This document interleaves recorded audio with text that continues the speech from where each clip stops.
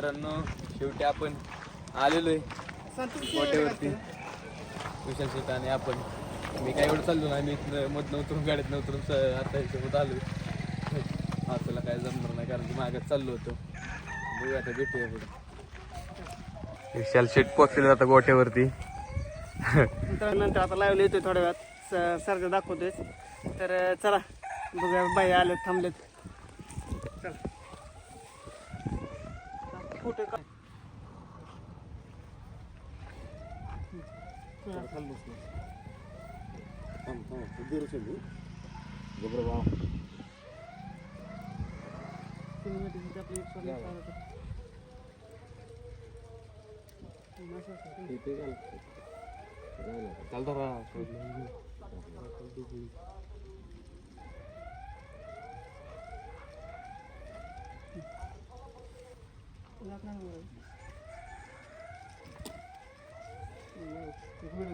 मित्रांनो जिथून आपण सुरुवात केली ती तो म्हणजे आपला बाजारा एक पूजा केली बाजारची हाल घालून सरजा काय हाल घालून देत नाही आणि सुरुवात सुद्धा इथनं केली ती आज बाजाकडेच खास आलोय सरजाला सुद्धा भेट मित्रांनो सर बाजात जातात सरचं दर्शन घेतात सरजा काय आपला हाल घालून देत नाही त्यामुळं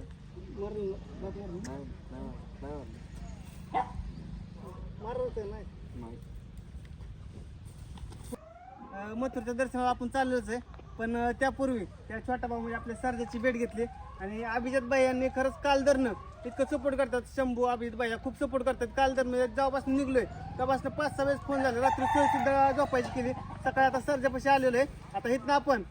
डायरेक्ट थेट आता निघणार आहे मुंबईला तर बघूया हळूहळू तुम्हाला व्हिडिओ दाखवतात आणि बाया तुम्ही जर प्रेम दिलं त्याबद्दल मनापासून धन्यवाद असं तुमचं काय सपोर्ट असेल आपल्याला धन्यवाद चला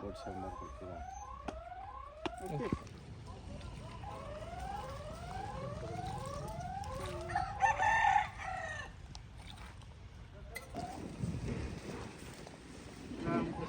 प्रेम असं काय काय तुमचं आमचं आनंद वाटला तुम्ही आला ते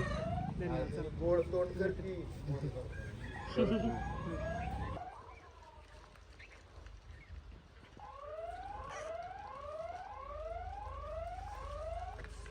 आमच्या गोड घरातून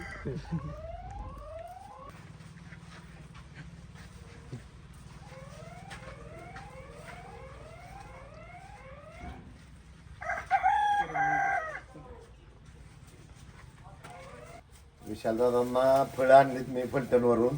का तर ते माझ्या भाज्या सरजा आणि माझ्या मथुरसाठी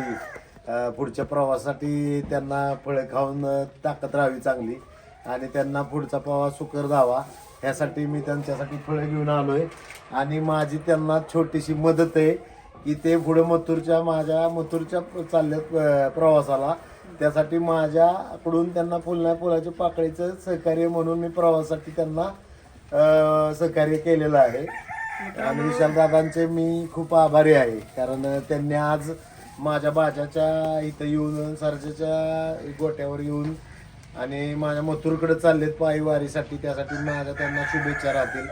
आणि मला खूप आनंद आहे आज की माझ्या बैलांचा आपण तोंडून सांगून नाही पण त्यांचा काय गुण आहेत ते जे त्याच्यापाशी आलेत त्यांना माहिती आहे मित्रांनो काल दादाचे प्रेम दिलं सांगितलं काल सुद्धा बघितलं दादांचे 2-4 फोन येऊन गेले रात्री सगळी सोय केली झोपायची सोय केली आज सकाळी जेवणाची सोय केली आता फळं सुद्धा आणलं म्हणजे पुढचा विचार कुठं आज त्यांनी करून नाही का एवढं प्रेम करतात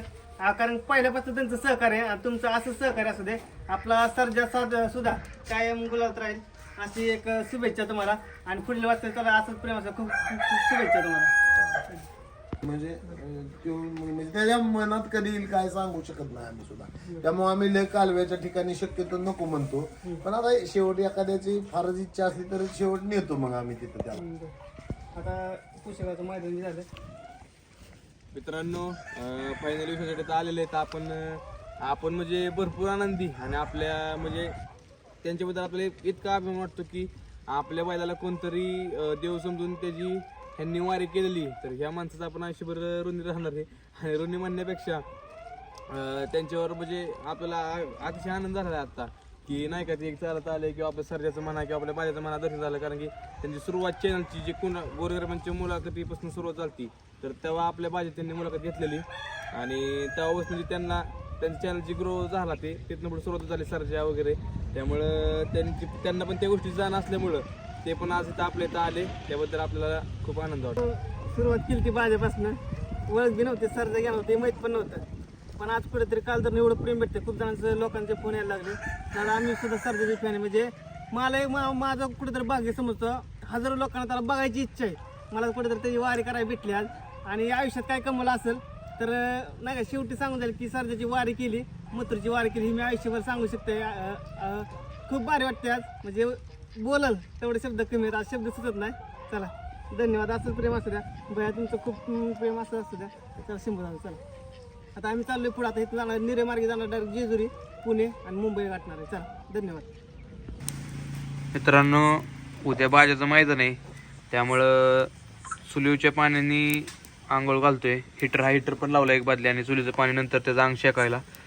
चुलीचं पाणी म्हणजे हिटरपेक्षा काय पण म्हणा, पण ह्याचं अंग म्हणजे जे असं चुली पाणी गरम होतं तर त्यांनी शरीराला भरपूर म्हणजे असं मोकळं होतं किंवा आराम पडतो. तर ह्याच्यावर पाणी उकळून घ्यायचं आपलंही, आणि ते हिटरचे पाणी धुवून घ्यायचं, नंतर ह्याने शिकून घ्यायचं नंतर व्यवस्थित. तर मित्रांनो, उद्या बाजाचं मैदान आहे, तर आदल्या दिवशी त्याला पुन्हा फ्रेश करतोय नाही का. त्याला आंघोळ घालायची चालली आता. शंभू दादा आंघोळ घालतात.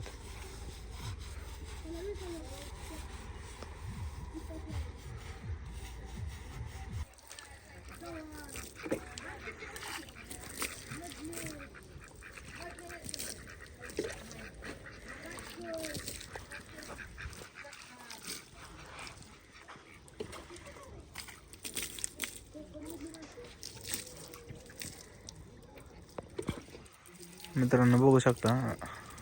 आता त्याचं तोंड धुवायला चाललंय, आणि थंडी खूप असल्यामुळं जरा जास्त कडक पाणी करायला लागतंय.